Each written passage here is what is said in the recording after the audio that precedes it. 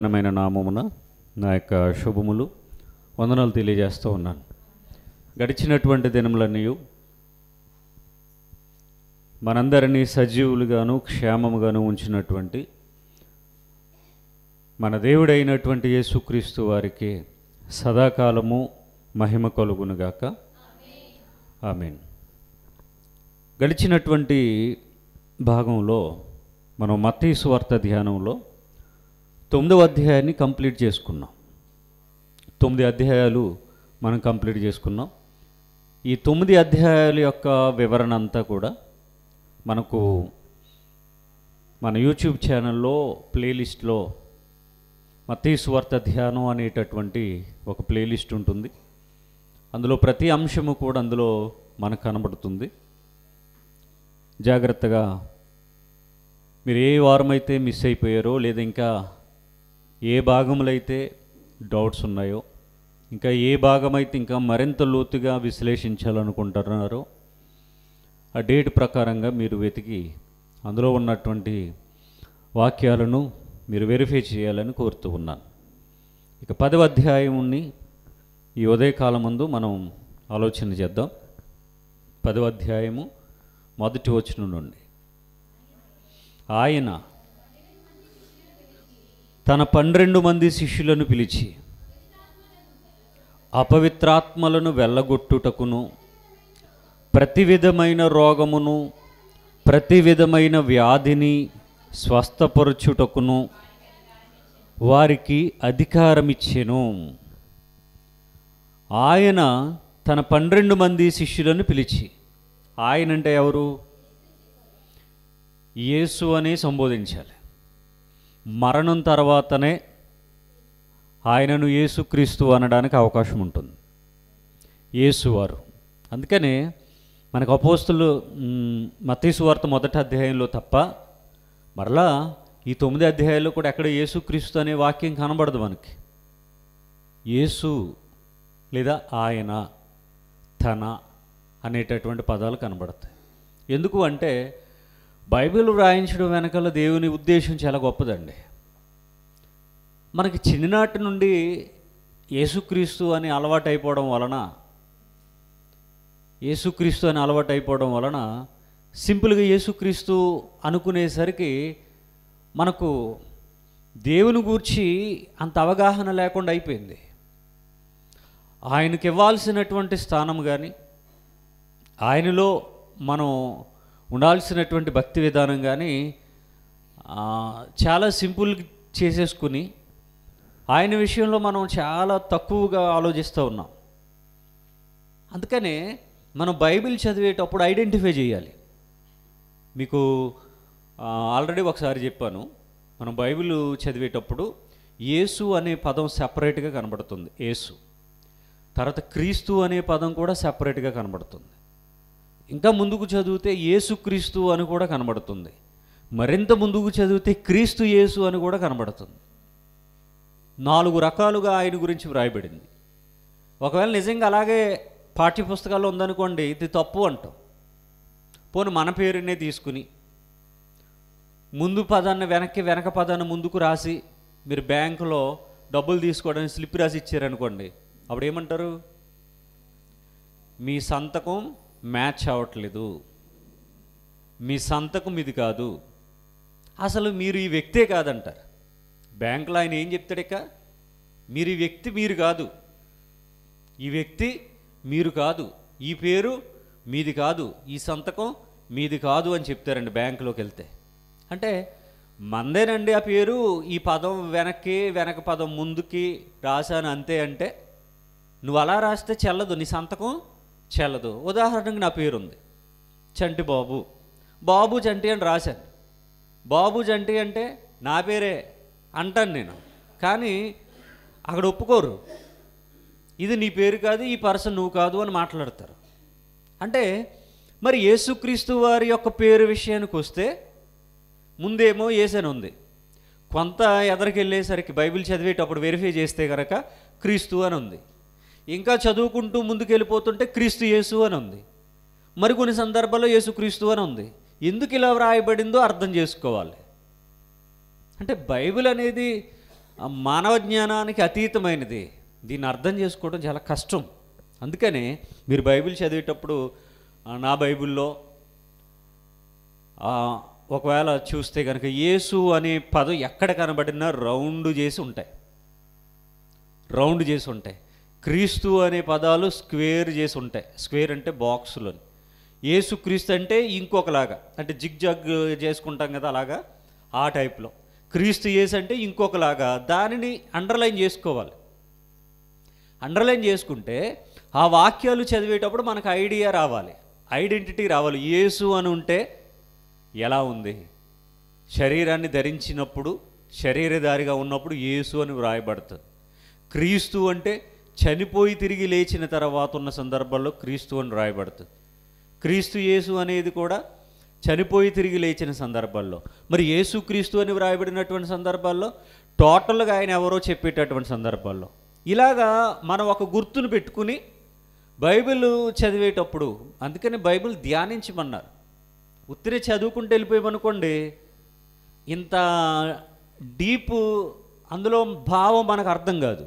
అందుకనే కీర్తనకారుడు ఏమని రాశారు అంటే, బైబిల్ని అంటే దేవుని వాక్యాన్ని, ధర్మశాస్త్రాన్ని ధ్యానించమని చెప్పారు. ఇలాగ ధ్యానించాలి బైబిల్ని. ఇలా ధ్యానిస్తే యేసు ఎవరో మనం ఐడెంటిఫై చేయాలి, క్రీస్తు ఎవరు ఐడెంటిఫై చేయాలి, యేసు క్రీస్తు అంటే ఏంటో ఐడెంటిఫై చేయాలి, క్రీస్తు యేసు అంటే ఏంటో ఐడెంటిఫై చేయాలి. అప్పుడు గనక మనకు దేవుడు ఎవరో అర్థం కాదండి.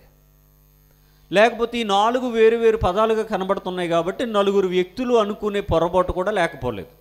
అందుకని మొదటి అధ్యాయంలో యేసుక్రీస్తు వంశావళి అన్నారు. మరి ఆ తర్వాత ఇంకెక్కడ యేసుక్రీస్తు అనే పదాలు ఈ 9 అధ్యాయాల్లో మనకు కనబడడం లేదు. ఇది మనం గుర్తించాలి. రైట్. ఇప్పుడు ఆయన తన 12 మందిని అనేటటువంటి వాక్యాన్ని చదువు. ఆయన అంటే యేసు అనే అనాలి. ఎందుకంటే అప్పటికి ఆయన శరీరంతోనే ఉన్నారు కనుక, శరీరధారిగానే ఉన్నాడు కనుక, నరులతో నరునిగా కలిసిపోయాడు కనుక, మానవులతో మానవుడిగా ఉండి అందరితో మాట్లాడుతూ, ఆయన కూడా నిద్రపోతూ, ఆయన కూడా భోజనం చేస్తూ, ఆయన కూడా ప్రయాణం చేస్తూ, ఒక మనిషి వలె తోటి సహోదరులతో ఆయన అలాగా ముందుకు వెళ్ళిపోతూ ఉన్నటువంటి సందర్భాల్లో ఇక్కడ ఆయన అని రాశారు. ఆయన అంటే యేసు అని అర్థం చేసుకోవాలి. ఎందుకంటే శరీరంతో ఉన్నారు కనుక. యేసు తన 12 మంది శిష్యులను పిలిచి, అంటే ఆయనకి ఎంతమంది శిష్యులు ఉన్నారట? 12 మంది శిష్యులు ఉన్నారట. ఈ 12 మందిని పిలిచి ఏం చెప్తా ఉన్నారు? ఆయన ఒక అధికారం ఇస్తూ ఉన్నారండి. అధికారం ఏంటి? అధికారం అంటే అపవిత్రాత్మలను వెళ్ళగొట్టుటానికి. అపవిత్రాత్మ, పవిత్రాత్మ, అపవిత్రాత్మ, ఈ 2 పదాలు కూడా మనకు బైబిల్లో కనబడతాయి. పవిత్రాత్మ అంటే పరిశుద్ధాత్మ, అపవిత్రాత్మ అంటే దీనికి ఆపోజిట్, దీనికి రివర్స్. ఇక్కడ పరిశుద్ధాత్మ అంటే దేవుడు అంటున్నాం కదా, అపవిత్రాత్మ అంటే దెయ్యం అని మనం అర్థం చేసుకోవాలి. దెయ్యం అంటే ఏంటి? మరలా ఎవరైనా ఒక వ్యక్తి చనిపోతే ఆ వ్యక్తి యొక్క ఆత్మను దెయ్యంగా ఈ యొక్క సమాజం చూపించింది. సినిమాల్లో కానీ, సీరియల్స్లో కానీ, పేపర్లో కానీ, న్యూస్లో కానీ, మన ఇంటి పక్కల చుట్టుపక్కలలో కానీ ఎవరన్నా చనిపోతే ఈ సమాజం దెయ్యం అంటే ఏం చెప్పిందంటే, అదిగో పలానా ఆయన మొన్న చనిపోయాడు, యాక్సిడెంట్లో భయంకరమైన చావు చనిపోయాడు అతను, లేకపోతే నడి వయసులోనే చనిపోయాడు, లేదా పెళ్ళి కాకుండానే చనిపోయారు, లేదా సూసైడ్ చేసుకుని చనిపోయారు. వీళ్ళంతా ఏమైపోతారు అంటే ఇంకా దెయ్యాలుగానే మన చుట్టూనే తిరుగుతారు. వాళ్ళకి ఎవరైతే నచ్చరో వాళ్ళని పట్టుకుని పీడిస్తారని మాట్లాడుతూ ఉంటారు. అయితే ఇక్కడ అపవిత్రాత్మ అంటే దెయ్యం అనేటటువంటి అర్థం ఉంది. దెయ్యం అనేటటువంటి అర్థానికి ఒరిజినల్ మీనింగ్ ఏంటంటే అపవాది అని అర్థం. అపవాది అంటే చనిపోయిన వ్యక్తి ఆత్మ కాదు. అపవాది అనేవాడు సాతానుగా వాడు ఒకడున్నాడు, ఆడు మనందరికీ విరోధి అని బైబిల్ గ్రంథం సెలవిచ్చింది మనకు.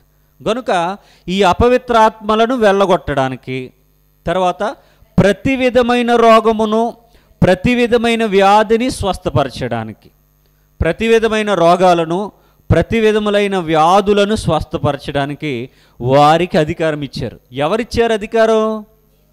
యేసుక్రీస్తు వారు ఇచ్చారు. అంటే టోటల్గా మనం మాట్లాడితే అధికారం ఇవ్వాలి అంటే కేవలం యేసుగా ఉంటే అధికారం ఇవ్వడానికి కుదరదు. మరలా అసలు ఈ అధికారం ఇవ్వాలనే కాన్సెప్ట్ ఎప్పటిది అంటే ఆయన ఎప్పుడో ముందుగానే వ్రాసుకున్నాడు. వ్రాసుకున్నటువంటి దానిని బట్టి ఆ కాలం వచ్చినప్పుడు, ఆ పరిస్థితులు వచ్చినప్పుడు, ఆ పరిస్థితుల్లో ఆ యొక్క కాలాన్ని బట్టి వారికి అధికారం ఇచ్చారు. అసలు అధికారం ఆయన ఇవ్వాలంటే ఆయనకు కూడా ఏముండాలి? ఆయనకు కూడా అధికారం ఉండాలి. ఆయనకు ఉన్నటువంటి అధికారం ఏంటి అంటే, ఆల్రెడీ పాత నిబంధనలో ఒక ప్రవచనం ఉంటుంది. ఆయన వచ్చినప్పుడు ఈ యొక్క లోకములో ఏమేమి జరగాలి, అవి జరిగినప్పుడు ఇవి కేవలం దేవుడు తప్ప మరి ఎవరు చేయలేరు అని వాళ్ళు ఐడెంటిఫై చేస్తే అప్పుడు వచ్చిన వాడెవరో వాళ్ళు గుర్తించాలి అన్నది దేవుని యొక్క ఉద్దేశం. పర్టికులర్గా ఆ సందర్భాల్లో గుర్తించకపోయినా ఒకానొక రోజున శిలువ మరణం ఉంది కనుక ఆ శిలువ మరణం తర్వాత జరగబోయేటటువంటి పరిస్థితులను చూసి ఇంతకాలం మనతో ఉన్నది ఎవరు అని గ్రహించాలని దేవుడు ముందుగానే నిర్ణయించి ఆ నిర్ణయాన్ని ప్రవక్త అయిన యెషయా గారి ద్వారా పలికించి లేఖనంలో వ్రాయించాడు. ఆ లేఖనాల నెరవేర్పుగానే ఆయన ఈ లోకానికి రావటం, వచ్చిన తర్వాత 30 ఏళ్ళు ఆయన తల్లి దగ్గర ఉండటం, కుటుంబానికి తోడుగా ఉండటం, 30 ఏళ్ళు వచ్చిన తర్వాత ఆయన ధర్మశాస్త్ర ప్రకారముగా ఆయన ధర్మశాస్త్రాన్ని ముట్టుకోవడానికి అధికారాన్ని కలిగి ఉండటం, బాప్తిస్మం తీసుకోవడం, ఈ విధంగా ఆయన పరిచర్యలోకి వచ్చారు. రక్షణ అనేది ఎలాగ ప్రారంభమైనదో రాత్రి మనం విన్నాం. ఎవరి వలన వచ్చింది రక్షణ అనేది? ఆయన బోధ వలన రక్షణ అనేది లోకంలోనికి వచ్చినట్టుగా మన వాక్యంలో విన్నాం. అలాగా ఆయన ఏదైతే చేశారో, ఇక్కడ మనం చదువుతూ ఉన్నాం కదా, అపవిత్రాత్మలను వెళ్ళగొట్టడం, ప్రతి విధమైన రోగాలను, ప్రతి విధమైన వ్యాధులను స్వస్థపరచడం, ఇవన్నీ ఆల్రెడీ ఆయన చేస్తూ ఉన్నాడు.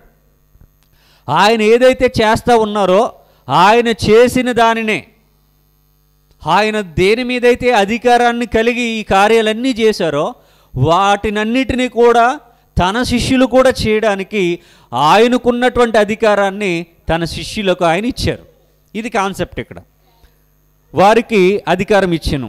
ఎవరు వీళ్ళింతకి అంటే 2వ వచనం నుండి మనం చదువుదాం.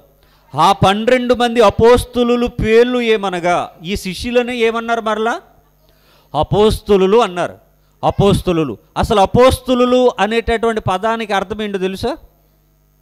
అపోస్తులు అనేటటువంటి పదానికి అర్థం పంపబడిన వారు అని అర్థం.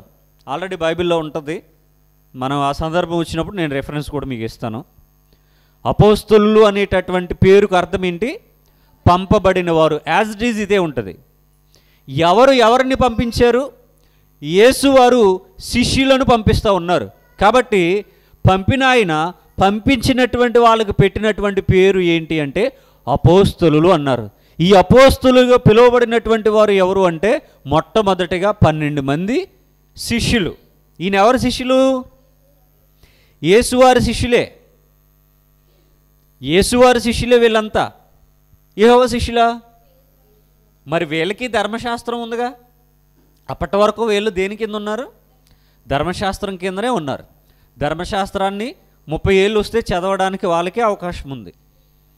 వాళ్ళు కూడా యోధా మతాన్ని అవలంబిస్తున్నటువంటి వారే, యోధా మత ఆచారాలలో ఉంటున్నటువంటి వారే. యోధా మత ఆచారాలు అంటే ఎవరిని నమ్ముతూ ఉన్నారు వీళ్ళు? యెహోవాను నమ్ముతూ ఉన్నారు. మరి యెహోవాను నమ్ముతూ ఉన్నటువంటి వారు యెహోవాకు కదా శిష్యులుగా మారాలి. కానీ ఎవరికి శిష్యులుగా మారారు వీళ్ళు? యేసుకు శిష్యులుగా మారారు. అంటే ఈ విషయాలన్నీ ఇంటర్నల్గా మీరు ఆలోచించుకోవాలి. ఆల్రెడీ యోధా మతం గురించి, యెహోవా సాక్షి గురించి, యేసు సాక్షిగా ఉండడానికి ఎలాగ మారారు అనే కొన్ని సందర్భాలు మీకు చెప్పాను కనుక వీటిని ఐడెంటిఫై చేయాలి కదా. యూదులు ఎవరికైనా ఒకటే రూల్ కదండి. యూదులు ఎవరైనా మగాళ్ళు, పురుషులకి 30 ఏళ్ళు రావాలి. 30 సంవత్సరాలు వచ్చిన తర్వాతనే వాళ్ళు ధర్మశాస్త్రాన్ని పట్టుకోవాలి, ధర్మశాస్త్రాన్ని చదవాలి, ధర్మశాస్త్రాన్ని ప్రకటించాలి. ఆ దేవాలయంలో సేవకులుగా, పరిచారకులుగా, ఇంకా అక్కడ యాజక ధర్మాన్ని జరిగించడానికి అక్కడ ఉన్నటువంటి ఏవైతే యోధా ధర్మశాస్త్ర ప్రకారంగా వాళ్ళకి కొన్ని రూల్స్ అండ్ రెగ్యులేషన్స్ ఉన్నాయో వాటినే వీళ్ళు పాటించాలి. మరి అప్పటి వరకు అంటే యేసువారు వీళ్ళకి పరిచయం అయ్యేంత వరకు కూడా వీళ్ళు ఎవరిని ఆరాధించారు? యెహోవానే ఆరాధించారు, యెహోవాకే ప్రార్థన చేశారు. యోధా మతంలోనే ఉన్నారు వీళ్ళంతా కూడా. యోధా మత ఆచారాల ప్రకారంగానే వీళ్ళు నడుచుకున్నారు. ఇందులో వీళ్ళకేమీ ప్రత్యేకత ఏమీ లేదు. వీళ్ళు కూడా సేమ్ టు సేమే. కానీ ఈ 12 మంది కూడా ఇప్పుడు యేసుకు శిష్యులుగా ఉన్నారు. యేసుకు శిష్యులుగా ఉన్నారు. మరి యేసుకు శిష్యులుగా మారడం కంటే ముందుగా మరి వీళ్ళు యెహోవాకు సాక్షులుగా భూమి మీద బ్రతుకుతూ ఉన్నారు కదా యోధా మతాన్ని బట్టి. అంటే మరి ఈ విషయాలన్నిటిని గురించి మరి యేసువారిని అడిగారంటారా, అడగలేదంటారా? ఖచ్చితంగా అడిగే ఉంటారు. కాకపోతే అన్నీ వ్రాయలేదు అంతే. అడగరా? ఇప్పటి వరకు నేను ఒక విశ్వాసంలో ఉంటే ఇప్పుడు ఒక ఆయన వచ్చి ఒక విషయాన్ని చెప్తా ఉంటే మరి పర్టికులర్గా అడగకుండా ఎలా ఉంటారండి? ఖచ్చితంగా అడుగుతారు. మేము ఎలా చేసేవాళ్ళమండి, ఇదిగో మా ఆచారాలు ఇవి, మా సాంప్రదాయాలు, మా పద్ధతులు, మా పండుగలు, మా పరిస్థితి, మా పని, మా డ్యూటీ, ఇదంతా ఇది అని చెప్తారు కదా. మేము ఇలా ఉన్నాం, మమ్మల్ని మీరు ఇలాగా చేయమని చెప్తా ఉన్నారేంటి, దానికి దీనికి డిఫరెన్స్ ఏంటి అనే విషయాలు ఖచ్చితంగా వాళ్ళు అడుగుతారు. అడగకుండా ఏమీ ఉండరు, ఖచ్చితంగా అడుగుతారు. కానీ అవన్నీ మనకు బైబిల్లో కనిపించడం లేదు. ఎందుకు అంటే అప్పటి వరకు ఒక మతంలో ఉన్నటువంటి వారు అంత ఈజీగా ఇందులోనికి ఎలా వస్తారు? ఖచ్చితంగా రారండి. వాళ్ళు ఏదైతే అవలంబిస్తూ ఉన్నారో అందులోనే ఉంటారు కనుక వాటిని విడిచిపెట్టి అంత సులువుగాను వారేమీ రారు. కాకపోతే అన్నీ రాయించలేదు అంతే. వాటి విషయంలో మనం ఇంటర్నల్గా ఆలోచించాలి. అందుకని బైబిల్ ధ్యానించాలనే కాన్సెప్ట్ ఎప్పుడు మిస్ కావద్దు. మనం బైబిల్లో ఏ వాక్యం చదువుతూ ఉన్నా వెంటనే స్పీడ్గా చదువుకుంటూ వెళ్ళిపోకండి. న్యూస్ పేపర్ చదువుతున్నట్టుగా మనకు అర్థం కాదు. ఇప్పుడు 10వ అధ్యాయంలో మొదటి వచనాన్ని నేను కొంతసేపు మీకు వివరించాను. సేమ్ మీరు కూడా బైబిల్ చదివేటప్పుడు ఏం చేయాలంటే ఆ మొదటి వచనం దగ్గరే కొద్ది నిమిషాలు మీరు సమయాన్ని కేటాయించి దాని గురించి వెరిఫై చేయాలి, ఆలోచించాలి. దీని గురించి పాత నిబంధనలో ఏమైనా వాక్యాలు ఉన్నాయా, ఇది ఏదైనా ప్రవచనానికి ఒకవేళ నెరవేర్పుగా కనుక ఇక్కడ జరిగిందా ఏంటి, దీని గురించి ఆల్రెడీ ఏదైనా కొన్ని విషయాలు ఏమైనా ముందుగా చెప్పబడ్డాయా, ఇది ఎవరి కోసం, ఎందుకు, ఎప్పుడు, ఈ విషయాలన్నీ కూడా ఒకసారి మనం వెరిఫై చేయాలి. అప్పుడు ఈ వాక్యంలో ఉన్నటువంటి పరిపూర్ణమైన అర్థం మనకు అర్థం అవడానికి పరిశుద్ధాత్మ సహాయం మనకు దొరుకుతూ ఉంది. అలాగ వాక్యాన్ని మనం ధ్యానించాలి. లేదు స్పీడ్గా చదువుకుంటూ వెళ్ళిపోయామనుకోండి, చాలా సింపుల్గా మనకి ఏదో అర్థమవుద్ది. అర్థం అవ్వాల్సింది మాత్రం అర్థం కాదు. నిజమండి, మనం చదువుకుంటూ వెళ్ళినా అర్థమవుద్ది. కానీ ఏదైతే పర్టికులర్గా మనకు అర్థం కావాలో అది కాకుండా మిగిలింది ఏదో వేరేది అర్థమవుతుంది. కనుక ఏమండి, ఈ 12 మంది అపోస్తులు అన్నారు. అపోస్తులు అంటే పంపబడిన వారు అని అర్థం. అది మీరు రాసుకోండి, నేను తర్వాత మీకు రెఫరెన్స్ కూడా ఇస్తాను. అపోస్తులు అంటే ఎవరు? 12 మంది పంపబడిన వారు, శిష్యులు. అపోస్తులు అంటే ముందుగా శిష్యులు. ఈ శిష్యులను ప్రభువారు పంపుతూ ఉన్నారు కనుక అపోస్తులు అన్నారు. అపోస్తులు అంటే పంపబడిన వారు అనేటటువంటి అర్థం. వీళ్ళ పేర్లు ఏంటంట? మొదట పేతురు అనబడిన సీమోను. మనకు సీమోను పేతురు అని కూడా కనబడుతుంది. పేతురు అనబడిన సీమోను, ఇతని పేరు సీమోను. ఇతన్ని ఏమంటారంట? పేతురు అంటారంట. ఇంకేమన్నా పేర్లు ఉన్నాయా ఆయనకి? ఇంకేమన్నా ఉన్నాయా? ఇంతేనా? ఏమున్నాయి చెప్పాలి. ఈయన పేరు అంటే మొదటి శిష్యుడి పేరు చెప్తా ఉన్నారండి ఇక్కడ. ఏంటంటే ఆ శిష్యుని పేరు పేతురు అని పిలుస్తారు. అతని పేరు ఏంటంటే సీమోను. పోని సీమోను పేతురు ఇదేనా? ఆయనకి ఇంకేమైనా పేరుందా? కేఫా. ఇంకా మనం ముందుకు అధ్యయనం చేస్తే కేఫా అని కనబడుతుంది. ఈ కేఫా ఎవరు? మత్తయిలో లేడుగా అనుకోకండి. ఈయనే. ఎవరు? ఈ సీమోను పేతురు, లేదా పేతురు అనబడిన సీమోనే కేఫా. ఆ కేఫా అంటే మరలా ఇంకొక అర్థం కూడా ఉంది, రాయి అనేటటువంటి అర్థం కూడా ఉంది. అది వేరే సంగతులు. మొదటివాడి పేరేటట పేతురు అనబడినటువంటి సీమోను. తర్వాత అతని సహోదరుడు అంద్రేయ. ఇతను రెండవ వాడు అంద్రేయ. ఈ వీళ్ళిద్దరూ అన్నదమ్ములమాట. ఎవరెవరు?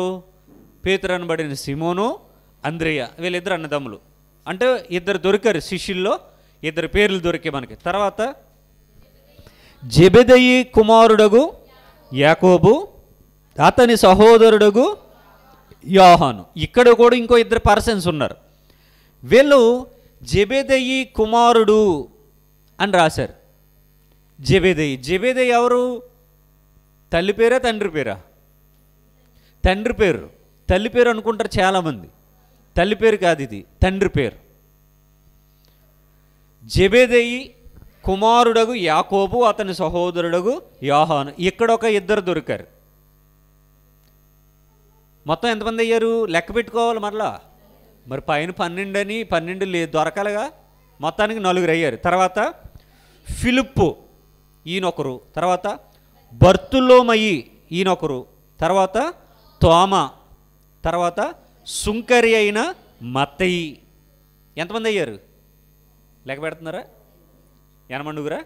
Very good. 9. 2 పేర్లు ఉన్నాయి కాబట్టి 2 లెక్క ఎడుతున్నారా? 8. ఓకే. తర్వాత అల్ఫయి కుమారుడగు యాకోబు. అంటే అల్ఫయి అంటే తండ్రి పేరు. మరలా అల్ఫయి కుమారుడగు యాకోబు. తర్వాత తద్దయి మారు పేరు గల లెబ్బయి. అంటే బైబిల్లో తద్దయి అన్న లెబ్బయి అన్న ఒకరే. అంటే మనం ఇంకా ముందుకు వెళ్తాం కనుక ఎక్కడన్నా లెబ్బయి వచ్చిందనుకోండి, ఈడేవాడు కొత్తగా వచ్చాడు అనుకోకండి. లేకపోతే తద్దయి అని వచ్చిందనుకోండి, ఈ తద్దయి ఎక్కడి నుంచి వచ్చాడు అంటే ఈ పేర్లు వాళ్ళ భాషను బట్టి ఇవి మనకు వేరుగా కనబడతాయి, కానీ ఇవి వాళ్ళ యొక్క ఒరిజినల్ నేమ్స్. తద్దయి అని మారు పేరు గల లెబ్బయి. తర్వాత కనానీయుడైన సీమోను. ఇందాకో సీమోను ఉన్నాడు. ఎవరా సీమోను? పేతురు. పేతురు అనబడిన సీమోను. ఇక్కడ ఎవరు? కనానీయుడైన సీమోను. ఇది కనానీయుడైన అంటే ఊరు పేరు. ఊరు పేరుని బట్టి చెప్తా ఉన్నారు. కనాను కనాను ఊరుందా? కనాను ఉందా? కానా ఉంది, కనాను ఉంది. కానా ఉంది, కనాను ఉంది, 2 ఉన్నాయి. కనానీయుడైన సీమోను. తర్వాత ఆయనను అప్పగించిన ఇస్కరియోతు యోధా. 12 మంది వచ్చారా? వచ్చారు. ఈ లాస్ట్ పేరు దగ్గర ఒక నిమిషం ఆగుదాం. ఆయనను అప్పగించిన ఇస్కరియోతు యోధా అని ఎందుకు అన్నారో చెప్పాలి. అసలు ఈ సందర్భాల్లో సిలువు గురించి ఏమన్నా చదువుకున్నాం ఎప్పుడైనా? అప్పుడే అప్పగించే మరి అప్పగించలేదుగా, మరి ఎందుకు రాశారు అప్పగించినని? అంటే ఇది జరగబోయేదని కాదు, కానీ జరిగిపోయిన తర్వాత ఇవన్నీ వ్రాయబడ్డాయి. ఏం జరిగిపోయిన తర్వాత? యేసుక్రీస్తు వారు పుట్టడం, పెరగటం, బాప్తిస్మం, సువార్త, అద్భుతాలు, సూచక్రియలు, మహత్కార్యాలు, ఆయనను పట్టుకోవటం, తీర్పు తీర్చడం, సిలువ వేయటం, సమాధిలో ఉంచడం, పునరుత్థానం చెందడం, అనేకులకు కనిపించడం, పరలోకానికి వెళ్ళిపోవడం, ఇవన్నీ జరిగిపోయిన తర్వాత ఇవి రాశారు. అన్నీ జరిగిపోయిన తర్వాత అంతే తప్ప ఈరోజు ఇలా జరుగుతుంటే ఇలా రాయలేదు అలాగా. ఈరోజు యేసుక్రీస్తు వారు ఏదో ప్రసంగం చేస్తే ఇప్పుడు మత్తయ్య గారు కూర్చుని రాసేయట్లేదు, లేకపోతే మార్కు గారు కూర్చుని రాయట్లేదు. ఇవన్నీ జరిగిపోయిన తర్వాత వ్రాసారు కనుక ఏమని వ్రాసారు అంటే ఆయనను అప్పగించిన ఇస్కరియోతు యోధా అని రాశారు. ఇది మొదటి కారణం. ఇక రెండవ కారణం ఏంటి?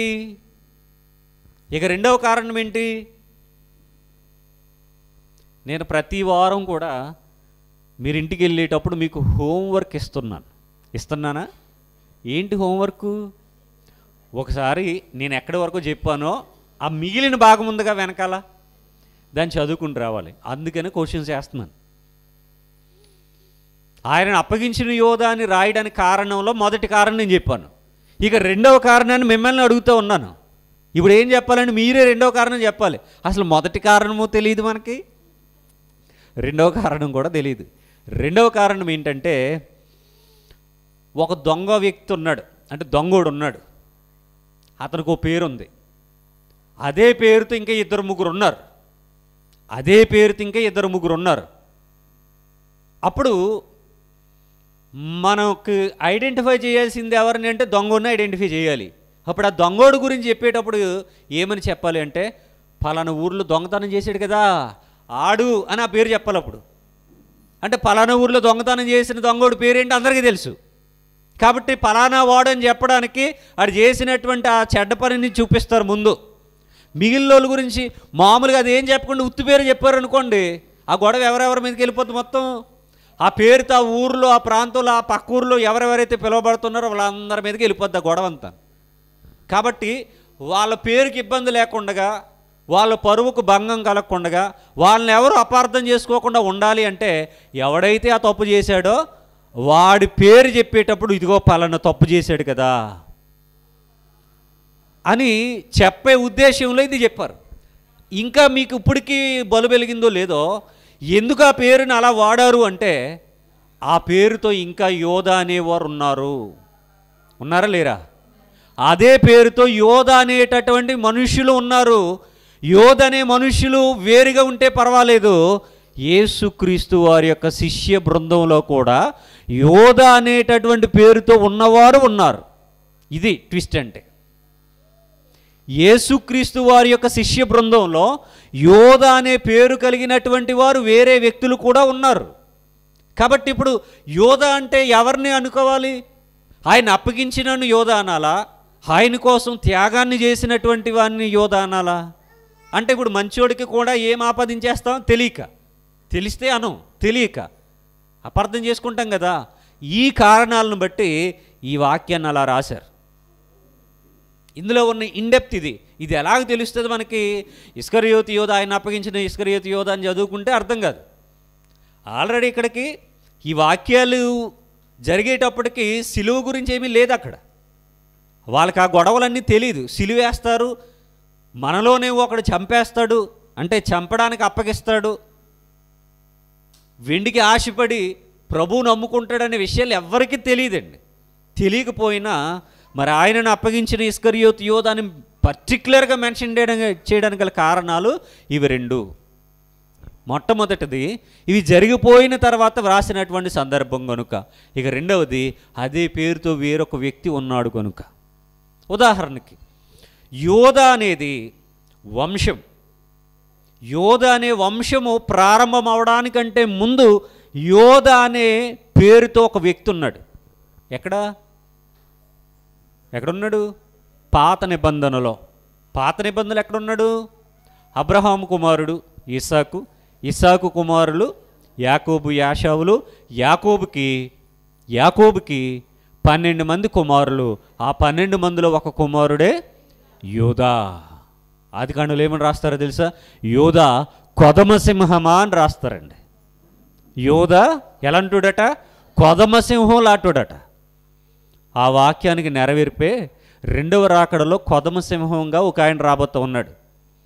అందుకని ఆయన ఏమన్నారంటే యోధా గోత్రపు కొదమసింహం అన్నారు. ఉత్తినే రాయరండి బైబిల్ లేదని. ఆదికాండంలోనే రాసేసారు. చూడండి, అబ్రహాము గారి యొక్క మనవుడు ఎవరు? యోధా. ఈ యోధాను యాకోబు గారు ఆశీర్వదించేటప్పుడు ఈ విధంగానే ఆశీర్వదించారండి. కొదమసింహం లాంటోడట యోధా అంటే ముందుగా యోధా అనేటటువంటి ఒక వ్యక్తి ఉన్నాడు. ఆ వ్యక్తిని బట్టి యోధా అనేటటువంటి ఒక వంశమే వచ్చింది, డెవలప్ అయింది. వచ్చిందా రాలేదా? వచ్చింది. యోధా వంశం. తర్వాత యోధా దేశము కూడా వచ్చింది. దానికి యాడ్ చేసి యోదయ దేశం అన్నారు. యోధా ప్రాంతం అని కూడా అన్నారు. తర్వాత అందులోనే యూదులు అనేది కూడా వచ్చింది. తర్వాత యోధా మతం ఉంది కదా, యోదయ మతం. ఈ విధంగా ఒక డెవలప్మెంట్ అనేది వచ్చింది. అసలు ప్రభువారు పుట్టింది కూడా యోధా గోత్రంలోనే, యోధా వంశంలోనే ఆయన పుట్టారు. ఆయనకి మతాన్ని ఆపాదించకూడదు. ఆయనకు మతాన్ని ఆపాదిస్తే ఆయన యెరూషలేములోనే పుట్టాలి. యెరూషలేముకి బయట పుట్టారు కనుక ఆయనకి మతాన్ని ఆపాదించడానికి వీల్లేదు. లేకపోతే ఆయన్ని కూడా ఏమండి ఒక మతానికి ముడిపెట్టేద్దరు. అలాగే యోధా అంటే చాలా చరిత్ర ఉంది. అలాగే ఇస్కరియోతు యోధా కూడా చరిత్రే ఉంది. బైబిల్లో యోధా పత్రిక ఉంటుందిగా. ఎవరు రాశారు? ఇస్కరియోతు యోధా రాశాడు అనుకుంటున్నారా ఏంటి? కాదండి. ఇస్కరియోతు యోధా ఉంటే కదా అసలు రాయడానికి. ముందే చచ్చిపోయాడు, ఆత్మహత్య చేసుకుని చచ్చిపోయాడు.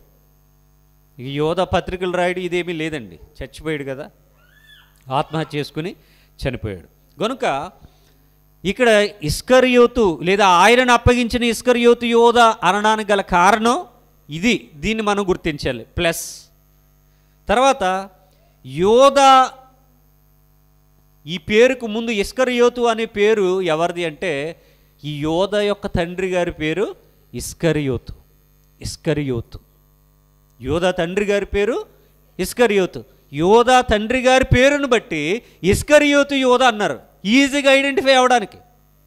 ఎలాగా అంటే యోధాలు ఇంకా ఉన్నారుగా, మరి ఉన్నారు కదా. యోధ అంటే ఏ యోధ? ఇప్పుడు క్లాస్ రూమ్లో శ్రీను అన్నారనుకోండి, ఎస్ఆర్ అని నలుగురు లేచారనుకోండి, అప్పుడు ఎలాగా? ఏ శ్రీను వాళ్ళ ఇంటి పేరు చెప్తారు, సేమ్ ఇంటి పేర్లుంటే తండ్రి పేరు చెప్తారు. అందుకనే పేర్లు పెట్టి పిలవకుండా నెంబర్స్ ఇచ్చేస్తారు. ఇంకా ఫస్ట్ ఐడెంటిఫై చేస్తారు, తండ్రి పేరేంటి, ఊరు పేరేంటి, ఇంటి పేరేంటి, క్యాస్ట్ ఏంటి అని ముందుగానే ఐడెంటిఫై చేసి, అరే అబ్బాయి ఇదిగో నీ డీటెయిల్స్ అన్నీ, నీ నెంబర్, నీ రోల్ నెంబర్ ఇది అని ముందుగానే ఒక నెంబర్ ఇచ్చేస్తారు ఐడెంటిఫై చేయడానికి. అలాగే ఇక్కడ యోధ అంటే ఎస్ఆర్ అని ఇద్దరు లేచి నిలబడుతున్నారు ఎప్పుడు కూడా. ఈ గొడవంతా ఎందుకు? నువ్వు యోధ అంటే నువ్వే పలకాలి, ఇస్కరియోతు యోధ అంటే నువ్వు పలకాలని ఒక ఐడెంటిఫై ఇచ్చేశారు. ఇప్పుడు యోధ అన్నారనుకోండి, ఈయన లేస్తాడు, అరే ఇస్కరియోతు యోధ అంటే ఈయన లేస్తాడు. చూడండి, అంటే అంత అబ్జర్వేషను బైబిల్ ఇస్తూ ఉందండి. లేకపోతే ఒకరు మంచి చేస్తే ఆ మంచి వేరొకరికి వెళ్ళిపోద్ది, ఒకరు చెడు చేస్తే ఆ చెడు వేరొకరి మీదకి వెళ్తుంది. మంచి వెళ్తే పర్వాలేదు, మంచి వెళితే పర్వాలేదు, మంచోడుగానే ఉంటుంది. చెడు వెళ్ళిపోతే మంచోడి మీదకి, ఇతను తప్పు చేశాడు ఈ పేరుతో ఉన్నందుకు ఇతను వదిలేసి ఇతను పట్టుకున్నారనుకోండి, అరే నాయన నాకే పాపం తెలియదయ్యా అంటే ఊరుకుంటారా? ఇతను ఆల్రెడీ ఆ పేరుతో ఉన్నందుకు ఆ శిక్షలోనికి వెళ్ళిపోతాడు. తర్వాత అందుకనే తండ్రి పేరును బట్టి ఇస్కరియోతు యోధ అని పిలవటం మొదలుపెట్టారన్నమాట. మనం కొన్ని బండ గుర్తులు పెట్టుకుంటాం కదా, ఆ ఒక బండ గుర్తే ఇస్కరియోతు యోధ. ఇంకా ఈయనకు ఇంకొక పేరు ఏంటంటే సీమోను ఇస్కరియోతు యోధ అనే పేరు కూడా కనబడుతుంది మనకి. మళ్ళీ సీమోను ఇస్కరియోతు యోధ అంటే వేరే వ్యక్తి కాదు. ఇక్కడ ఏమనుంది? ఇస్కరియోతు యోధ ఉంది. దీని గురించి మాట్లాడాను ఇప్పుడు. ఇస్కరియోతు అంటే తండ్రి పేరు, తండ్రి పేరుని బట్టి కుమారుని పేరుని కూడా ఐడెంటిఫై చేయడానికి ఇస్కరియోతు యోధ అని మాట్లాడారని చెబుతూ ఇదే ముగించేసి ముందుకెళ్ళిపోయామనుకోండి, ఎక్కడైనా మరలా సీమోను ఇస్కరియోతు యోధ అంటే ఇతను మరలా ఇంకొకడా?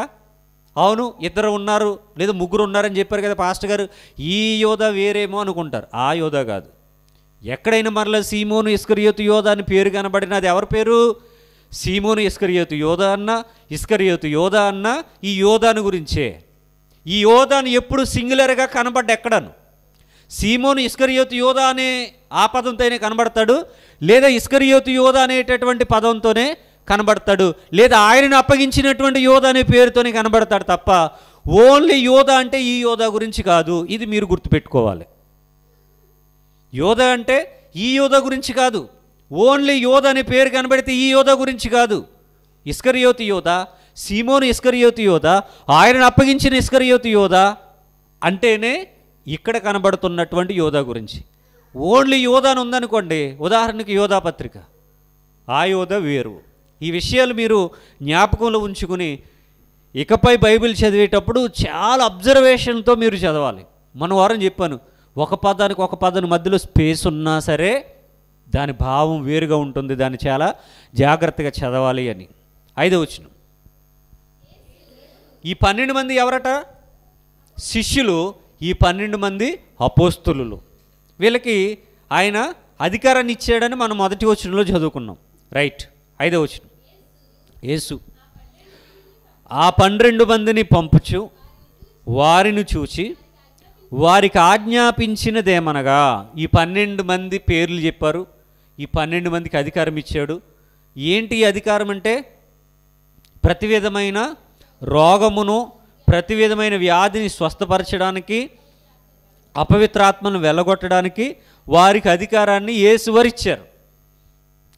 వాళ్ళ పేర్లేంటో కూడా మనం చదువుకున్నాం. ఇప్పుడు వాళ్ళను పంపుతూ ఉన్నారు అంటే ఇది ఒక ట్రైనింగ్. ఎవరికి? శిష్యులకి. అసలు శిష్యులని ఎవరిని అనాలి తెలుసా? ట్రైనింగ్లో ఉన్నవారిని అనాలి. అసలు పరలోకం ఎవరికి ఇస్తారన్నాడు తెలుసా ఆయన? ఎవరైతే నాకు శిష్యులుగా మారతారో వాళ్ళకే పరలోకం అన్నారు.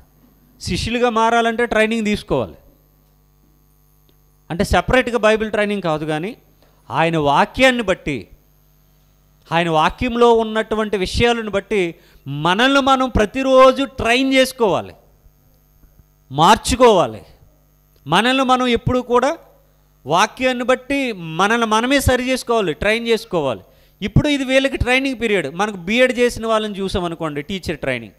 బీఎడ్ చేసినప్పుడు కాలేజీలో వాళ్ళకి బోల్డని పాఠాలు, అసైన్మెంట్స్, ఆ సిలబస్, ఎగ్జామ్స్ బోల్డ్ అంత ఉంటుంది. ఇదంతా అయిపోయింది. ఇప్పుడు వాళ్ళని వేరే స్కూల్కి టీచర్ జాబ్ ఇచ్చి పంపించరు. ఏం చేస్తారో తెలుసా? ట్రైనింగ్ టీచర్స్ అని ఒక పీరియడ్ వాళ్ళకి ఏర్పాటు చేసి కొన్ని స్కూల్స్కి కొంత మాస్టర్లను పంపిస్తారు. Science master, social, English, Telugu, mathematics, ఇలాగా ఒక్కొక్క స్కూల్కి కొంతమందిని పంపిస్తారు. రెగ్యులర్గా పాఠాలు చెప్పేటటువంటి టీచర్స్ పక్క నుండి ఈ ట్రైనింగ్ టీచర్స్కి ఆ యొక్క పీరియడ్ అప్పగించి వాళ్ళతో లెసన్ చెప్పిస్తారు ముందుగా పిల్లలకి. దీన్ని ఏమంటారంటే ట్రైనింగ్ అంటారు. రెగ్యులర్గా వచ్చే మాస్టర్ పక్కనే ఉంటాడు, ఆయన లెసన్ చెప్పడు. ఇప్పుడు ఎవరు చెప్తారు? ట్రైనింగ్ టీచర్ వచ్చి చెప్తారు. ఒకవేళ ఆ ట్రైనింగ్ టీచర్ ఒకవేళ తప్పులు చెప్పినా, సరిగా చెప్పకపోయినా అతన్ని ఈ పక్కన ఉన్నటువంటి టీచర్ గైడ్ చేయాలి.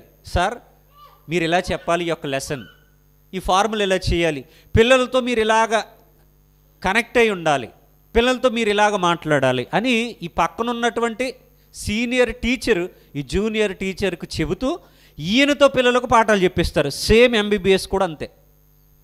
ఎంబీబీఎస్ డాక్టర్ చదువు కూడా అంతే. ముందుగా థియరీ చెప్పేస్తారు క్లాస్ రూమ్లో, బాగానే ఉంటుంది. ల్యాబ్కి తీసుకెళ్ళి ప్రాక్టికల్ చేయిస్తారు, అది కూడా బాగానే ఉంటుంది. ఎందుకంటే అది శవాల మీద, బొమ్మల మీద, స్కెలిటన్ మీద ప్రయోగాలు కాబట్టి బాగానే చేస్తారు. ఇప్పుడు డైరెక్ట్గా హాస్పిటల్కి వెళ్ళి ఆపరేషన్ థియేటర్లో వెళ్ళిపోయాడంటే అయిపోయినట్టే. కాబట్టి ఒక సీనియర్ డాక్టరు ఒక జూనియర్ డాక్టర్ని పక్కన పెట్టుకుంటాడు. ఎందుకు? ఇతనికి కొన్ని మెలకువలు చెప్తూ ఉంటాడు, ఇతనితో చేపిస్తాడు, పని చేపిస్తాడు. కానీ మెయిన్ పని అంతా ఆయన చేస్తాడు, చిన్న పనులు ఈయనకి చెప్తాడు. ఈయన దగ్గరుండి అబ్జర్వేషన్ చేసి ప్రతిదీ నేర్చుకోవాలి. థియరీలో ఏం చెప్పారు క్లాస్ రూమ్లో, ప్రాక్టికల్ ల్యాబ్లో ఏం చేసామో ఇక్కడ ఒరిజినల్గా ఒక హ్యూమన్ బాడీ మీద ఏం చేస్తూ ఉన్నాం అనేది తెలియాలి. అక్కడ థియరీలో చెప్పినప్పుడు ఇబ్బంది ఏమి ఉండదు, చక్కగా బోర్డు మీద చూసి సార్ చెప్పేది వింటారు, బాగానే ఉంటుంది. ప్రాక్టికల్ చేసినప్పుడు అది శవం కనుక మనం గుచ్చేసినా, కుట్టేసినా, చీరేసినా, పొడి చేసినా అదేం మాట్లాడదు కాబట్టి అక్కడ కూడా బాగానే ఉంటుంది. కొన్ని ప్లాస్టిక్ బొమ్మల మీద చేస్తారు, కొన్ని ఏమో స్కెలిటన్ మీద చేస్తారు, కొన్ని శవాల మీద చేస్తారు కాబట్టి నొప్పి ఏమీ అనిపించదు. ఇక్కడ బ్రతుకున్న మనిషి మీద చేయాలి. క్రిటికల్ అయినా సేమ్ యేసువారు కూడా తనతోనే పెట్టుకుని అన్ని విషయాలు చెబుతూ కూడా తిప్పుకుంటూ అనేక విషయాలు చెప్పినటువంటి ఆయన, అరే నాయన నేను మీకు అధికారం ఇస్తున్నాను, నేను ఇక్కడే ఉంటాను, మీరు వెళ్ళి పని చక్కబెట్టుకుని రండిరా అని చెప్తా ఉన్నాడు. ఇప్పుడు మొదలవుతుంది అసలైన జీవితం. ఎవరిది? శిష్యులది. అప్పటి వరకు పర్లేదులే, భోజనాలు పంచిపెట్టేద్దాం, ప్యాకెట్లు ఇచ్చేద్దాం, మంచినీళ్ళు ఇచ్చేద్దాం, వెనకాల కూర్చుందాం, ముందుకెళ్తే మనకి ఏదో పని చెప్తాడు కదా తప్పించుకుని తిరిగేద్దాం, ఇలాంటి ఆలోచనలతోనే ఉన్నారు. ఈ రోజు నుండి ఇంకా తప్పించుకోవడానికి వీలేదు. అరే నేను ఇక్కడే కూర్చుంటాను, మీరు చేయండి చూస్తాను అంటున్నాడు ఆయన. ఒకవేళ ఏదైనా మిస్టేక్ చేస్తే మరలా ఏం చేయాలి? ప్రభువారే సరి చేయాలి వాళ్ళని. ఏదైనా మిస్టేక్ చేస్తే కనుక ప్రభువారే సరి చేయాలి. కాబట్టి ఆయన అక్కడే ఉన్నాడు, వాళ్ళకి ఈ విషయాలన్నీ చెప్పి పంపుతూ ఉన్నాడట. అంటే వీళ్ళ లైఫ్లో ఒక ప్రాముఖ్యమైన ఘట్టం అనేది వాళ్ళకి ఎదురైంది. అప్పటి వరకు క్యాజువల్ లైఫే.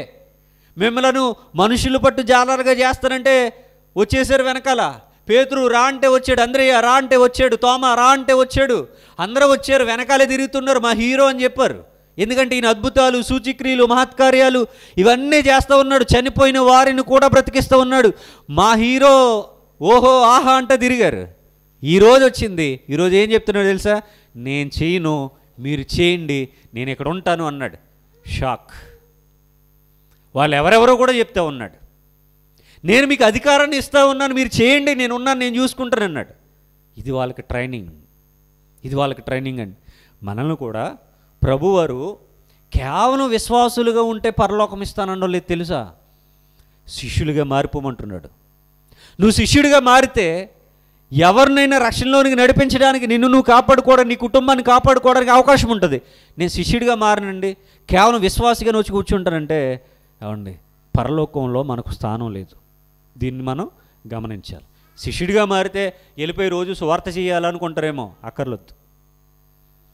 మనల్ని మనం కాపాడుకోవాలన్నా మనం శిష్యుడిగా మారాలి, మన కుటుంబాన్ని మనం రక్షించుకోవాలన్నా మనం శిష్యురాలుగానే మారాలి. ఏమండి ఈ విషయాన్ని మీరు గుర్తించుకోవాలి. చదువుదాం. యేసు ఆ 12 మందిని పంపుచు వారిని చూచి వారికి ఆజ్ఞాపించినదేమనగా, మీరు అన్యజనుల దారిలోనికి వెళ్ళకుడి, సమరయులు ఏ పట్టణంలోనైనానో ప్రవేశింపకుడి.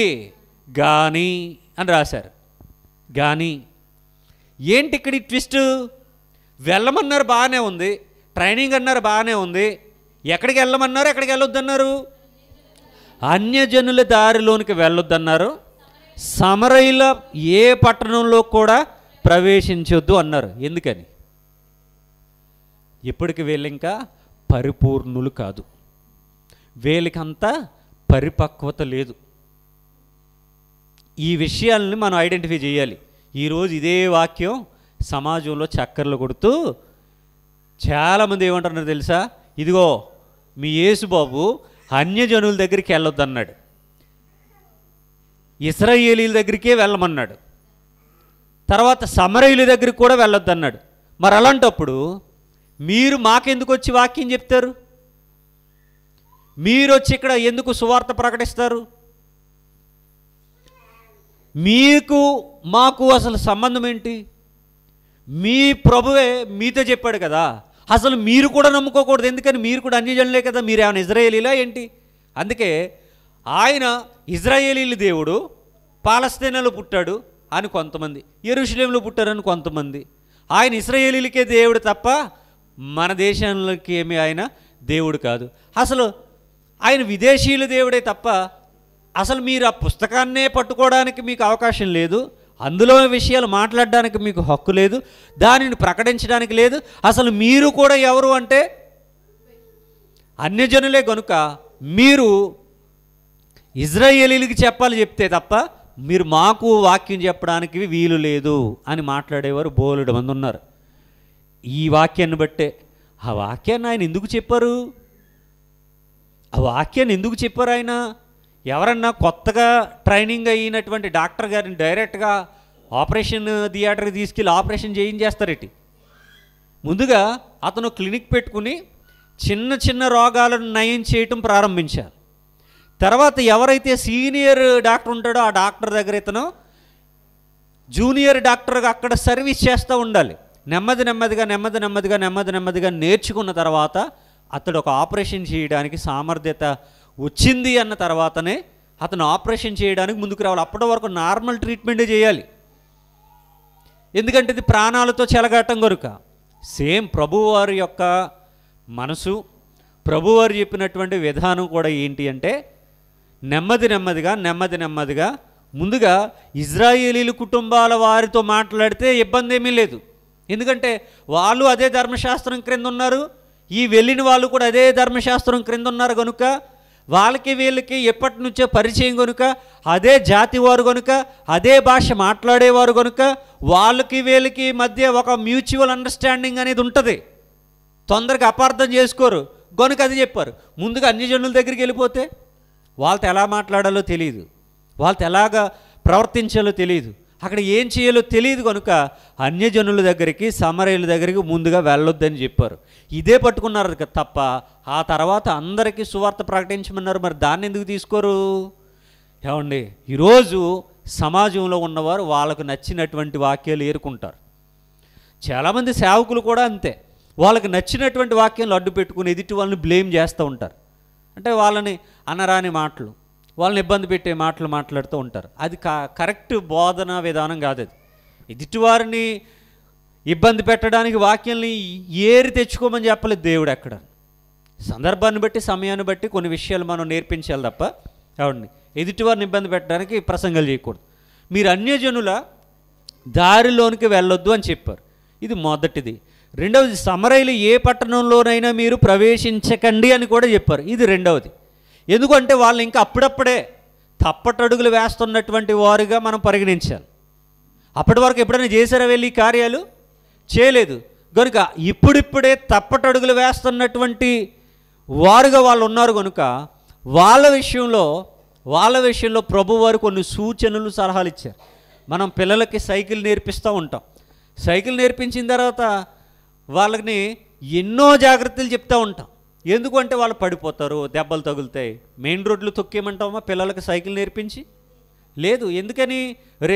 ఈ ఇల్లు దాటి అవతల ఇంటి వైపు కూడా తొక్కొద్దు. ఎందుకని? మన ఇల్లు కొంత ఏరియా ఉంటుంది, ఇక్కడ స్టార్ట్ చేసి నువ్వు ఇక్కడ వరకునే తొక్కాలి సైకిల్, అంతే. ఈ దాటి నువ్వు ఎదరికెళ్ళడానికి వీల్లేదు. ఇంకొంచెం బాగా తొక్కడం వస్తే ఈ 2 ఇల్లులే తొక్కాలి అని చెప్తాడు. తర్వాత ఈ వీధి మాత్రమే తొక్కాలంటాడు. నెమ్మది వాళ్ళకి అలవాటు చేస్తూ ఉంటాం. ఫస్ట్లోనే సైకిల్ తొక్కడం వచ్చింది కదా, వెళ్ళిపోరా సెంటర్కి వెళ్ళొచ్చి అంటాం ఇంటి పిల్లలకి. వీడు సెంటర్కి వెళ్తే వాడు వస్తాడో సైకిల్ తిరిగి వస్తుందా అనేది మనకు తెలుసు. ప్రమాదాలు జరుగుతాయి కనుక, పెద్దలుగా మనకు అవగాహన ఉంది కనుక. అలాగ వాళ్ళకి కొంత మనం రూల్స్ పెడతా ఉంటాం. అవన్నీ కనుక వాళ్ళు పాస్ అయితేనే అప్పుడు ఒక 10వ తరగతి వయసు కలిగినటువంటి పిల్లవాడు ఉన్నాడు అనుకోండి, అరే సెంటర్కి వెళ్ళరా అని చెప్తే, ఎందుకంటే వాడికి అన్నీ తెలుసు. ఇప్పుడు స్కూల్కి డైలీ సైకిల్ మీద వెళ్తూ ఉన్నాడు. ఎక్కడికైనా ఒక్కడు సైకిల్ హ్యాండిల్ చేయగలడు. ఇది మనకు అతని మీద నమ్మకం వచ్చింది కాబట్టి 1 కిలోమీటర్ ఉన్నా 2 కిలోమీటర్లు ఉన్నా అతను పంపిస్తా. ఎందుకని? వీడికి దానిలో నైపుణ్యం కలిగిన వాడు, బాగా తొక్కుతాడు, ఎక్కడ ఆగాలో తెలుసు, ఎక్కడ బ్రేక్లు వేయాలో తెలుసు, నెమ్మదిగా వెళ్ళడం తెలుసు, టర్నింగ్స్ వచ్చినప్పుడు ఎలా రావాలో తెలుసు, ఎదురుగా లారీలు కానీ బస్సులు కానీ వస్తున్నప్పుడు ఎలాగ హ్యాండిల్ చేయాలో తెలుసు, ఒక ధైర్యం వస్తుంది. సేమ్ ప్రభు వారు కూడా తన శిష్యులకు అదే ట్రైనింగ్ ఇస్తూ ఏమండి ఈ విషయాలు మెన్షన్ చేశారు. సమరయులు ఏ పట్టణంలోనికి కానీ అన్యజనుల దారిలోను కానీ వెళ్ళకుడి కానీ అని చెబుతూ 6వ వచనంలో ఇజ్రాయేలు వంశములోని నశించిన గొర్రెల యొద్దకే వెల్లుడి.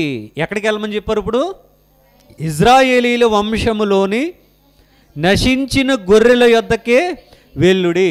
ఇజ్రాయేలీల వంశంలో నశించిన గొర్రెలు ఉన్నాయట. నశించిన గొర్రెలు ఉన్నాయా? గొర్రెల దగ్గరికి ఎందుకు పంపుతున్నాడు ఈయన? అదే కదండి ఉంది. ఎక్కడికి వెళ్ళమన్నాడు ఆయన? ఇజ్రాయేలు వంశంలో నశించిన గొర్రెల దగ్గరికి వెళ్ళమంటున్నాడు. ఏంటి, ఈ ఇజ్రాయేలు వంశంలో గొర్రెలకు కూడా వంశం ఉందా? ఇజ్రాయేలు వంశంలో గొర్రెలకు కూడా వంశం ఉందా? అంటే గొర్రె జాతులు ఉంటాయి, ఆ జాతుల గురించి మాట్లాడుతున్నాడు ఆయన. ఆత్మీయంగా ఆలోచించి ఇజ్రాయేలు వంశంలో అంటే యావత్తు యూదులు, ఇజ్రాయేలీలు ఆ జనాంగంలో నశించిన వారి వద్దకు వెళ్ళమని చెప్తా ఉన్నారు. గొర్రెలు అంటే నశించిన వారు అని అర్థం. నశించిన వారి దగ్గరికి వెళ్ళమంటున్నారు. ఎందుకు నశించిన వారి దగ్గరికి వెళ్ళాలి? ఒక వాక్యం మనకు కనబడుతుంది, నశించిన దానిని వెదకి రక్షించడానికి. నశించిన దానిని వెదకి రక్షించడానికి అంటే మనుషుల్లో కూడా నాశనానికి వెళ్ళిపోయినటువంటి వారు, నాశనానికి చేరువలో ఉన్నవారు, నశించిపోతున్నవారు అనేక మంది ఉన్నారు. పర్టికులర్గా ఆ రోజు ఇజ్రాయేలు వంశంలో ఉన్నవారి గురించి మాట్లాడారు. ఇజ్రాయేలు వంశంలో ఉన్నవారి గురించి మాట్లాడారు. ఇక్కడ ఇజ్రాయేలు వంశంలో నశించిన గొర్రెల యొద్దకే వెళ్ళండి, నశించిన గొర్రెల యొద్దకే వెళ్ళండి. 7వ వచనం, వెలుచు ఏం చేయాలి అని గొర్రెకి చెప్పమన్నాడా? గొర్రెకి కాదు మనిషికి. గొర్రెలే నశించిపోవు. వాటిని తినడానికో ఊలు కోసమో దేనికోసమో వాడతారు. అది నాశనం గురించి కాదు. అది ఇక్కడ నాశనం అయిపోయేవాడు మనిషి. కాబట్టి ఏం చెప్పమంటున్నారు? వెళ్ళుచు పరలోక రాజ్యము సమీపించి ఉన్నదని ప్రకటించండి అని చెప్పారండి. ఇజ్రాయేలు వంశంలో నశించిపోతున్నటువంటి ఆ యొక్క జనాంగం దగ్గరికి వెళ్ళి పరలోక రాజ్యము సమీపించి ఉన్నది అని ప్రకటించండి. 8వ వచనంలో రోగులను స్వస్థపరచుడి, చనిపోయిన వారిని లేపుడి, కుష్ఠి రోగులను శుద్ధులనుగా చేయుడి, దెయ్యములను వెళ్ళగొట్టుడి, ఉచితముగా పొందుతిరి, ఉచితముగా ఇయుడి. ఇందాక పైన చెప్పారు కదా, నేను అధికారం ఇచ్చానని చెప్తా ఉన్నాడు కదా ఆయన. ఏమేంటి? ముందుగా వాళ్ళకి పరలోక రాజ్యం సమీపించి ఉన్నదని వాక్యాన్ని ప్రకటించమన్నారు. వాక్యం ప్రకటించిన తర్వాత ఏం చేయాలి? రోగులను స్వస్థతపరచాలట. ముందే చెప్పారు కదా ఆయన, రోగులను వ్యాధిగ్రస్తులను స్వస్థపరచాలి అని చెప్పారు. చనిపోయిన వారిని లేపమని కూడా చెప్పారు. చనిపోయిన వారిని లేపడం అంటే ఇది మామూలు విషయమా? మామూలు విషయం కాదు. ఇంతకుముందే చెప్పాను, ఆయన ఏ కార్యాలు చేశారో ఆ కార్యాలు చేయడానికి మరలా శిష్యులకు కూడా ఆయన అధికారాన్ని ఇస్తూ అపోస్తులుగా పంపుచూ ఉన్నాడు ఆయన అని చెప్పాను. అంటే చనిపోయిన వారిని కూడా ఇప్పుడు వీళ్ళు ఏం చేయాలి? ఎవరు? శిష్యులు లేదా అపోస్తులు లేపాలి. లేపుడి, తర్వాత కుష్టు రోగులను శుద్ధులుగా చేయడి. ఆ రోజుల్లో కుష్టు వ్యాధి అనేది ఎక్కువగా ఉండేది. నా చిన్నతనంలో కూడా కొంతమంది అప్పటికే కుష్టు వ్యాధిగ్రస్తులుగా ప్రబలుతూ ఉన్నటువంటి వారు చాలామంది ఉన్నారు. చాలామంది నేను చూశాను కూడా. అందుకే ప్రతి ఊరిలో కూడా, అంటే పెద్ద పెద్ద ఊర్లో కుష్టి వ్యాధికి సెపరేట్గా వాళ్ళకి మరలా హాస్పిటల్ కట్టేవారు. సెపరేట్ హాస్పిటల్ మనకి గవర్నమెంట్ ఏరియా హాస్పిటల్ జీజీహెచ్ కాకినాడలోనూ ఉంటుంది. దానికి సెపరేట్ బ్లాక్ అది. ఎందుకంటే ఆ బ్లాక్లో ఉన్న వాళ్ళు మళ్ళీ వేరే బ్లాక్లోకి వెళ్తే వాళ్ళకు కూడా కుష్టి వ్యాధి వచ్చేస్తుంది. కాబట్టి అందుకనే వాళ్ళకి చాలా డిఫరెంట్గా, సెపరేట్గా, స్పెషల్గా వాళ్ళు ఉంచేవారు. లెప్రసీ, కుష్టి వ్యాధి. మొన్న తణుకు వెళ్ళినప్పుడు అక్కడ కూడా అదే బోర్డు చదివాను. వాళ్ళకి సపరేట్గా ఒక హాస్పిటల్, కాకినాడలో కూడా అదే చదివా. సపరేట్గా వాళ్ళకు బ్లాక్ ఉండేది. అందుకని పాత నిబంధన కాలంలో కూడా కుష్టి వ్యాధి వస్తే వాళ్ళను వేరేగా ఎందుకు ఉంచేవారు? అందరితో పాటు ఉంచకుండా అది అందరికీ స్ప్రెడ్ అయిపోద్ది.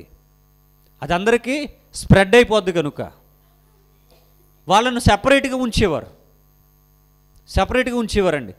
ఆ రోజుల్లో కుష్టి వ్యాధి ఎక్కువగా ఉండేది కనుక కుష్టు రోగులను శుద్ధులనుగా చేయమని ప్రభువారు చెప్పారు. తర్వాత దెయ్యములను వెళ్ళగొట్టడి. పైన ఏం చెప్పారు? అపవిత్ర ఆత్మలను వెళ్ళగొట్టమని చెప్పారు. ఇక్కడ కింద క్లియర్గా చెప్తున్నారు. అపవిత్ర ఆత్మ అంటే ఏంటి? దెయ్యము. దెయ్యములను వెళ్ళగొట్టడి. ఇవన్నీ ఎలా చేయాలట? ఉచితముగా పొందితిరి, ఉచితంగా ఇవ్వండి అంటున్నారు. ఉచితంగా పొందుకున్నారు వాళ్ళు. యేసుక్రీస్తు వారికి ఏమైనా డబ్బులు కట్టారా వీళ్ళు? యేసువారు వీరికి ఉచితంగానే ఇచ్చారు. నేను మీకు ఉచితంగా ఇచ్చాను, ఉచితంగా మీరు పొందుకున్నారు. మీరు కూడా ఎలా ఇవ్వాలి? ఉచితముగానే ఇవ్వాలి.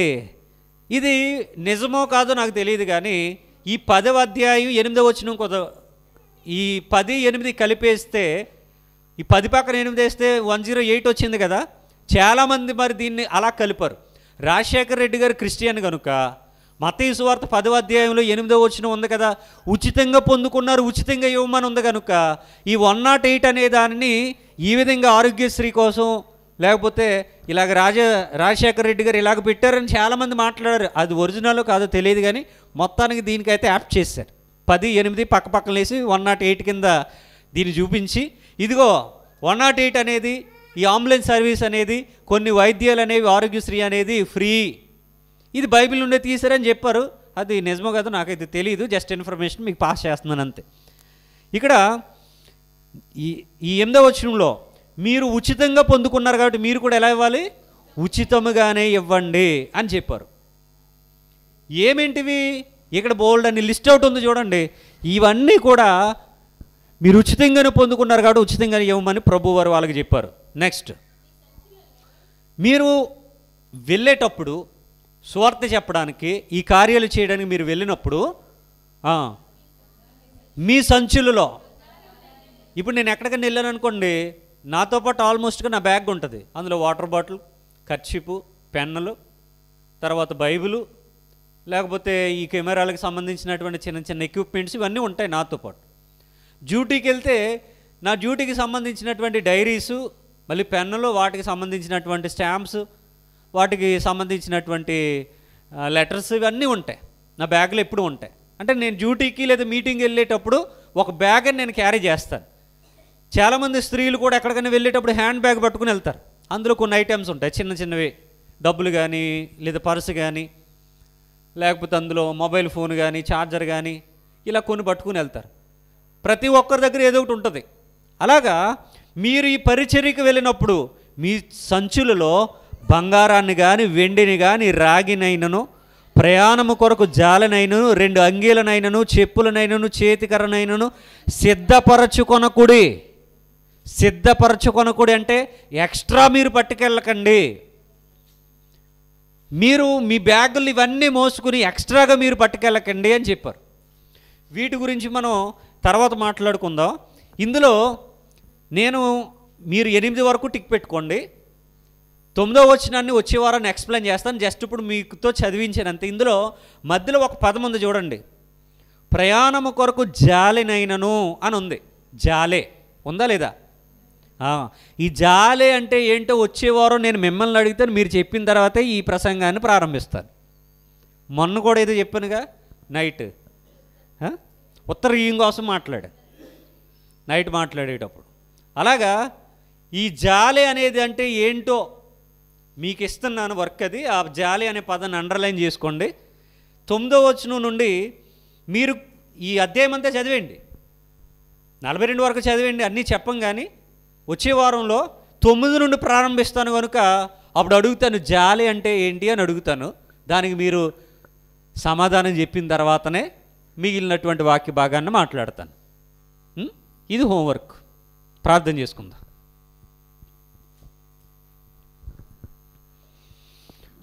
సర్వోన్నతుడువు మహోన్నతుడు అయిన దేవా, యేసయ్య, మీ ఘనమైన నామాన్ని బట్టి వందనాలు, స్తుతులు, స్తోత్రములు తండ్రి.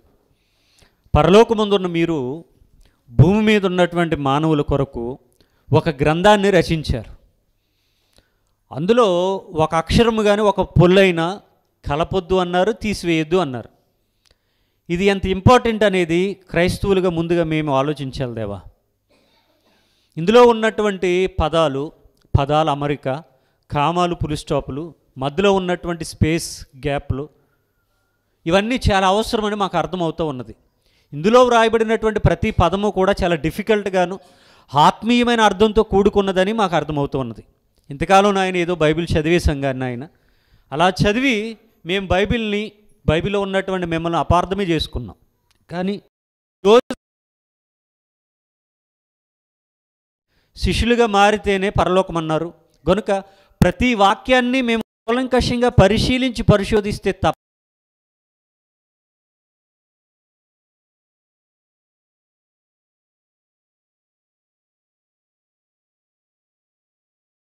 కాకుండా ఇందులో ఉన్నటువంటి వాస్తవాన్ని, సత్యాన్ని గ్రహించి సత్య సంబంధులుగా మారి మీకు శిష్యులుగా మారి మీరు మాకిచ్చి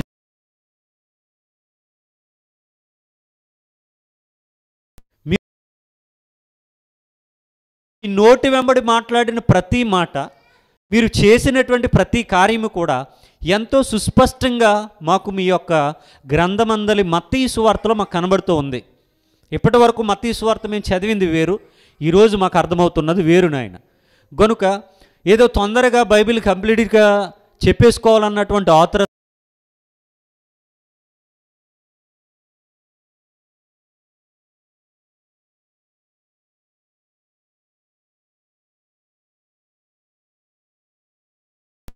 తండ్రి, ప్రతి వాక్యము ప్రతి మాట అందులో ఉన్న పరమార్థం మేము గ్రహించుకుంటూ వాక్యాన్ని అపార్థం చేసుకోకుండా అర్థం చేసుకుని కొద్ది దినముల్లో అయినా మరి మేము బ్రతికిన ఏ క్షణాన్ని మరణించినా మీరున్న మహాలోకం చేరుకోవడానికి మీరే కృపాభాగ్యాన్ని మాకందరికీ దయచేయమని కోరుతూ ప్రభు అయిన యేసుక్రీస్తు వారికే ఈ ప్రార్థన మనవులు మిక్కిలి వినయంతో ప్రార్థించి బ్రతిమలాడి వేడు కొనియాడుచున్నాను.